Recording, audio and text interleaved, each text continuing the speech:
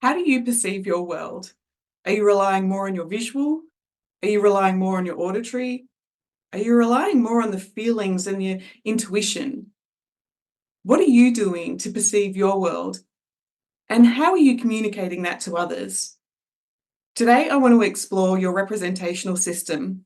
And in short, I'm going to call it your rep system. Otherwise, it becomes a bit of a tongue twister. Your rep system is all about the five senses, how you perceive the world, how you take in information, and then therefore, how do you communicate to others what's important to you? When you know your rep system, you are able to very quickly identify what is keeping you stuck, what patterns are you getting in that creates the success that you want. When you know your rep system, you're able to also identify that in others and be able to communicate to them in their model of the world so that they feel heard, understood, and valued. So it's very, very, very important when it comes to NLP. Let's get started within the slide training here. So as I've already stated, your representational system, your rep system, is all about the five senses and how your mind takes in information from your experience of this reality. So obviously we have the five senses. We see, we hear, we feel, smell, and taste.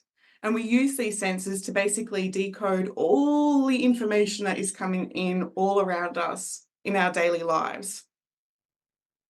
We use our five senses to communicate. We use it within our body language. We use it to be able to communicate to others what our needs are. We use it to be able to describe what's going on for us. And we also use it as coaches to hear what's going on for our clients. Now, we're all going to use all four of these distinct rep systems, but we choose to have a predominant one that we lean more into, one that's a lot stronger than the others. So today we're going to look at your visual, your auditory, your kinesthetic, and your auditory digital. They're also referred to as your modalities. And so when we have a look at how these are working for you, we can check in about how you're communicating here again in this reality. When information reaches our brains, it gives us meaning and forms subjective experience of this world. And this is our representation, otherwise known as our perception. Although we use all of our rep systems, we tend to have that preference, as I was saying. So I know for myself that I'm more visual than the other rep systems. Statistics suggest that in a developed country, most of us are visual. We've got about 60-ish% visual people that are looking for the images, the pictures, the visuals to make sense of their reality. We've got about 20-ish% of the auditory people who are listening out for the sounds. That's what's the most important to them. And we've also got the kinesthetic people who are really feeling into the energy around them. Knowing this, it's absolutely worth bearing in mind when you are marketing your particular business. When anybody's marketing their business, it is so important to create the visuals to be able to describe what it is that you're talking about. In your marketing, it's also important to also describe the feeling that people will get from the outcome from working with you, as well as the way that it sounds. And when you are able to use all of the rep systems in your marketing, you basically target everybody there to be able to be inclusive, to come and check out your business. So here we go. By understanding your rep system, you're able to be able to communicate better to not only to yourself, but to others. You're able to understand, okay, this is the picture that I have in mind. And when you're talking to a client or your partner, you can listen out for the way that they perceive their reality and choose to use your language to match their rep system. So if you're in a relationship with somebody who's more kinesthetic, so they're more feeling based, then, if you're making plans for the weekend, how does that feel? Versus my partner would have to say to me, what does our weekend look like? And start to use the visual words to be able to draw in my curiosity. So as I've already stated, but just to help your unconscious mind grasp this a little bit stronger, frequently we use visual, So you'll see that written as V for seeing, visual, auditory for hearing, kinesthetic for feeling, and auditory digital. So when you think about the educational system, they often teach teachers to be able to create the pictures, describe what it sounds like, describe how it feels. But in NLP, we take it one step further and recognize that there's a part of our mind and there's a big part of the population who are very, very much auditory digital. And this is about criteria, their knowledge, pieces of information coming together. So think about the IT guy who really likes, the pieces of the puzzle more in their mind about the logic than the person who wants the visual. In the rep system, we also use the olfactory for smell and the gustatory for taste, but I won't be looking at those today. It's very, very unusual unless you're like a wine taster or some some sort of a professional in the baking industry. These two are not very strong for most people. So I do have a questionnaire on my website. What is your primary representational system? And that will give you the scores on where you sit within this knowledge. So let's get started. Let's work out how the rep systems helps you build rapport. So obviously visual people and the visual rep system are the things that we see in our mind or our reality. Visual people, you'll spot them a mile away. Visual people tend to do things a lot more quickly than others. I know for myself, I'm a visual person and I have to be mindful to slow down my language, not because I'm nervous and I need to speak a million miles an hour, but because the picture in mind, the message that I want to convey is like this massive big canvas in my mind, and 1,000 words describes the image that I want to convey to you. So visual people will often speak quickly because there's so much to describe in the picture. They will often speak at a higher pitch and they will often sit more erect in their chairs, eyes up, and usually, again, breathing from a shallow part of their lungs.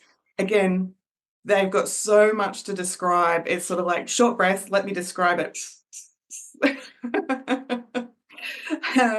They tend to gesture a lot more near their head height, throwing their arms around. Have you noticed I'm doing that? My NLP trainer would have to like sticky tape my arms down, like, Claire, present, not describe. Don't be too distracting. Generally they dress quite neatly because the way that they look is very important to them. They're assuming that visual is important to you. So if I present nicely, if I have a nice looking car, a clean looking home, clean marketing, then this is going to communicate that this is the type of person that I am, somebody who's clean, visually appealing, all of those things. To a kinesthetic person, they're not so fussed, like, what are you talking about? But visual to visual, they're like, yeah, I get that. Visual people are less distracted by noise, so their auditory isn't as strong, although I can hear the birds in the background, but it doesn't take away from the picture in my mind about what I'm talking to you about. Physically, visual people tend to be more thin or wiry. Their hands will more so be thin, like think of the piano player. Their handwriting is more likely to be sharp as it's written quite quickly. They've got a lot of things to describe. This is just sort of typical. The other one to keep in mind with visual people is that while I said earlier that they sit more erect in their chairs, this isn't that fight-flight response where they're like ready to leave, but they're just more engaged in the picture and the describing of the thing that they've got in mind. So rep systems, visual people, you will notice them from when they talk more from the top of their lungs, faster rate, gesturing with their hands. You will hear predicates, you will hear in their language to see, to look, to watch, the vibrancy, the images, everything that describes a picture, that's the wording that they're going to use. And when we get to the fun eye patterns, ooh, you are going to see them look more towards the top of their head, because this is where the images are. I've got a whole cinema up here and I just want to describe to you all the different pictures. And so that's typically where within the holographic part of our nervous system, that's where the pictures are for me to convey this message. And again, the predicates: see, look, picture, view, appear, show, dark, foggy, anything that describes the picture, you know that the person in front of you is in their visual rep system. Okay, let's pivot to the auditory. Auditory people, think of the musicians, think of people where sound is important to them. So it's the sounds or words that we hear either externally or even in our own minds. Okay, so they breathe more from the middle of their chest. So their hand gesture, they will use their hand gestures, but not extensively, not like the visual people. You know, maybe there's a bit of a rhythm that they want to convey, but otherwise they don't tend to use their hands to describe the picture or the sounds, I should say. They can repeat instructions back to you easily, and they are going to be very distracted by noise. Their auditory is quite hyper aware of what's going on, what do I need to hear for, to be able to make sense of where they are in this reality. Interestingly, the auditory people, they tend to tilt their head to one side to just sort of take in as much information from you as possible, which is quite interesting, because when you think about being back in the schoolyard, or sorry, being back in the school classroom, and teachers saying, okay, look to the front, you know, look at me so I know that you're hearing me. This is a visual person talking to an auditory child. And so the auditory child may just turn their head to listen, and that's the way that they're taking in information. But to the visual person who doesn't understand this, they consider that to be rude. So you need to really be mindful about the way that the auditory people are recording and taking in information. They memorize things in steps or sequences and like to be told things and hear feedback in conversation. So this is where if you're having a conversation with an auditory person, they like to hear back, like, okay, what you're saying, that sounds like da da da da da. And they'll be like, oh my gosh, yes, like that's exactly what I'm trying to say. They tend to use auditory predicates such as that rings a bell, or that clicks, you know, that makes sense, or no, that makes sense is AD. That sounds good. And they can be excellent listeners. They often enjoy music and the spoken word. So these people are going to lean into listening to podcasts more than needing to watch a movie. Their handwriting is probably going to be a bit more rhythmic and fluid between the visual and the kinesthetic styles. So yeah, auditory people that think of the music, think of the tone, think of even the way that the words sound is going to be important to someone. You know, you may say like, oh, that looks good. And it's sort of like, to them, the tone wasn't excited enough. It's sort of like, does it look good? Like, does it sound good? Is it good? So they're listening for all of the detail of what's being said and not being said. So the auditory people, you're going to notice that they breathe more in the middle of their chest. So they're going to take in more of a breath when they're communicating with you, to be able to create that rhythm in their voice when they're talking to you. Their speech rate will be medium. You know, they're enjoying the sound of their voice. They're enjoying the sounds around them. They're going to use very mild hand gestures. You will hear the predicates of hear, sound, sounds like, or loud. You will notice that they're going to look towards their ears to access the auditory. So whether that's looking towards how does that sound when they want to create a piece of music, or looking for how does that sound remembering that time when I heard, you know, the concert, or heard mum say XYZ. So their eye patterns are going to look towards their ears. And they may tilt their head in conversation just to take in more input. And as I've already said, the auditory predicates: hear, silence, listen, resonate, deaf, harmony, waffle, echo, all the words that represent sound. Okay, kinesthetic people. The kinesthetics are based on emotions or sensations, including touch and texture. We are talking about feelings. We are talking about emotions, that made me feel sad, but we're not talking about emotions as much as the way that it feels.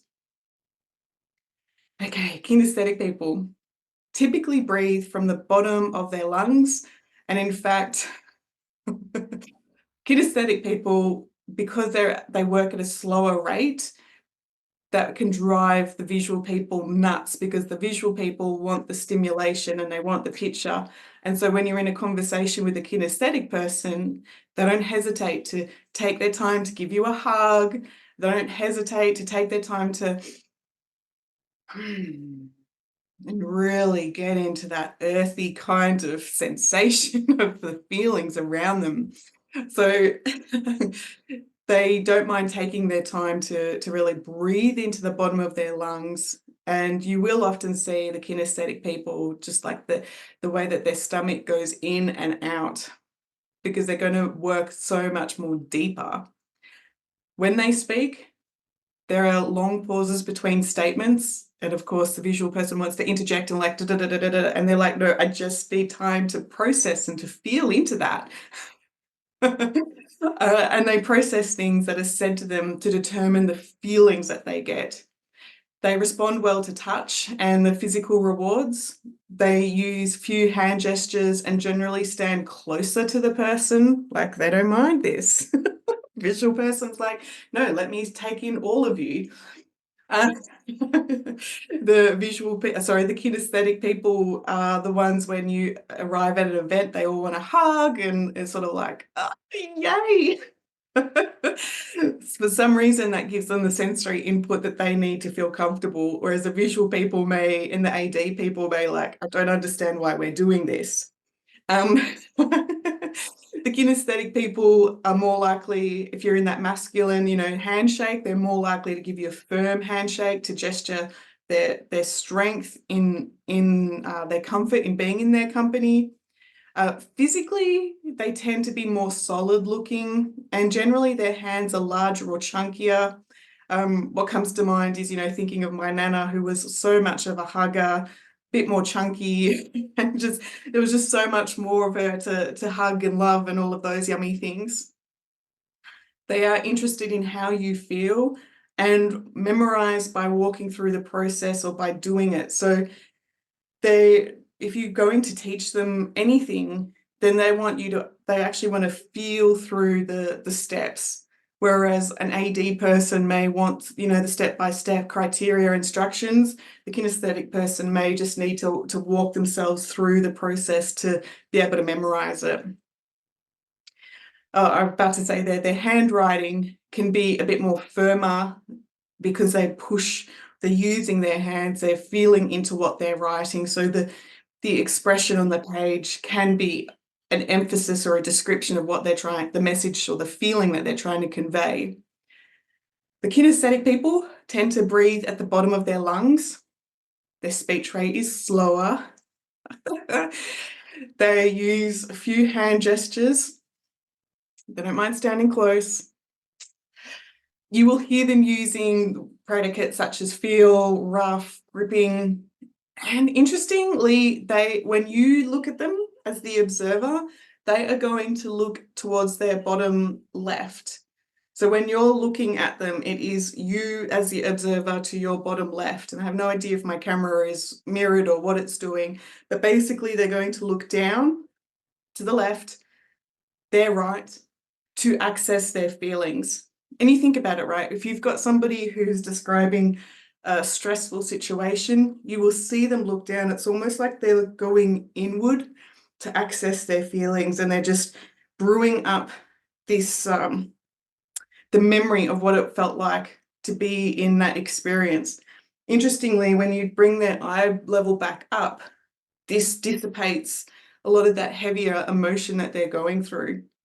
So if you're working with somebody who does have a level of depression or anxiety, keep their eye level up so that you can coach them through what it looks like, or feels like or sounds like without that old story. Just a bit of coaching tip there. And so the kinesthetic people often have a deeper voice, takes longer pauses.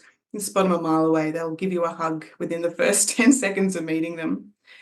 The predicates: touch, grasp, hard, rough, vibrate, soft, left, hot, cold, all of the feeling words.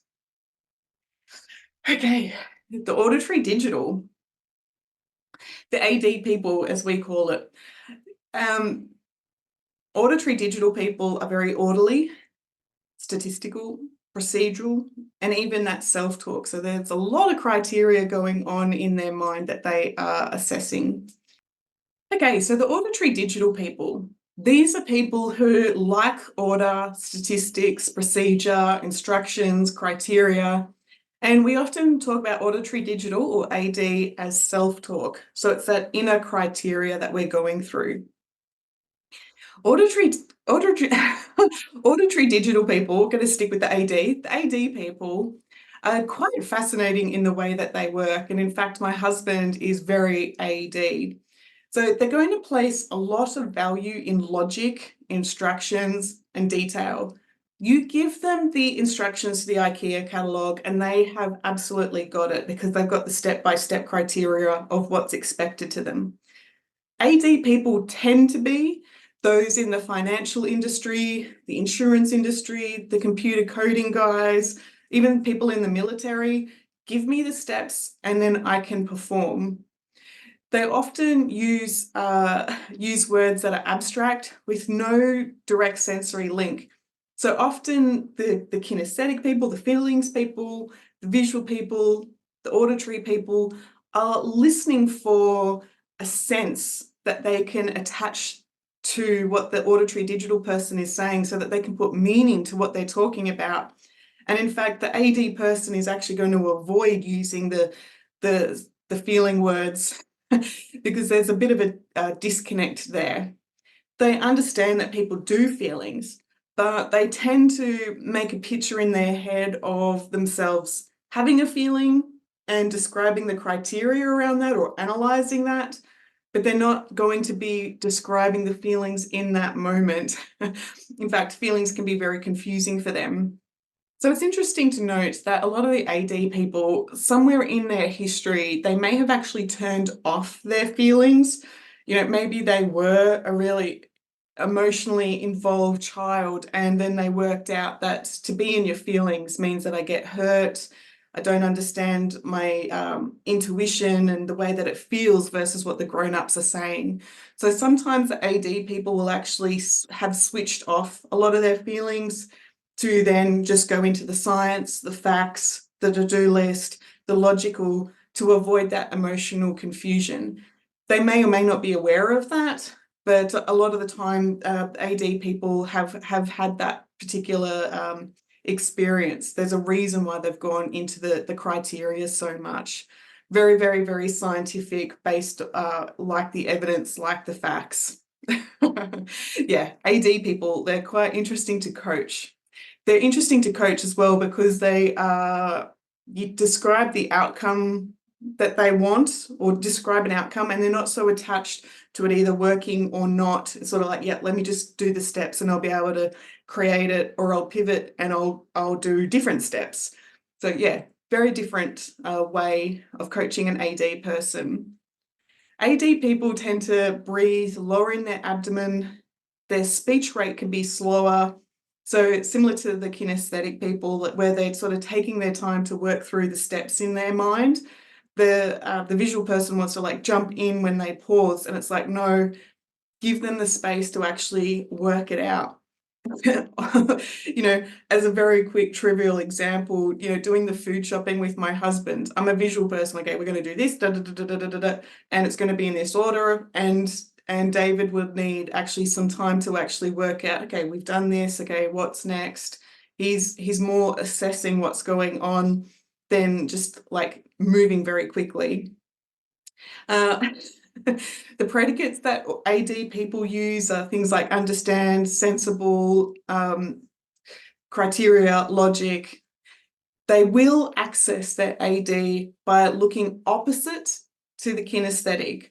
So they will look to the bottom right. When you are the observer, you will see them look to the bottom right, so their bottom left. It can be a little bit confusing, and again, I'm not sure if my camera is mirrored.